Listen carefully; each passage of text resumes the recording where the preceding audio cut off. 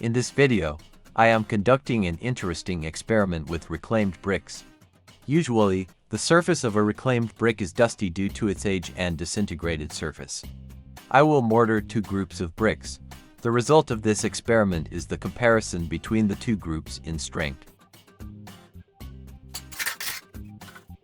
For the first group, I did not wet the bricks before mortaring.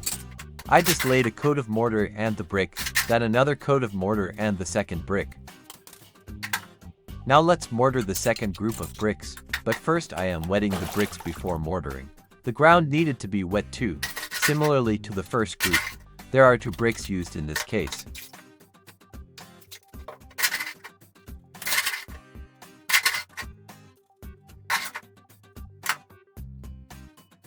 After everything is done, wait for the mortar to harden.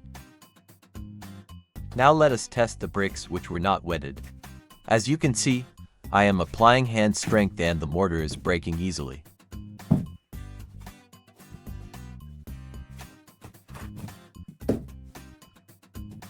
The bricks that were not wetted were a disappointment, but the wetted ones are impossible to break with hand strength.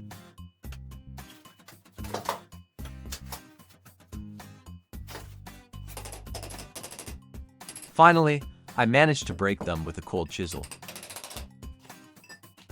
You can see how easy it is to remove the mortar from a brick that was not wetted.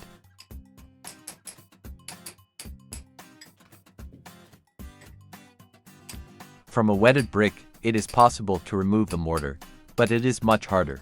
During this experiment, I proved that in the case of reclaimed bricks, soaking is a really good way to remove surface dust from a reclaimed brick.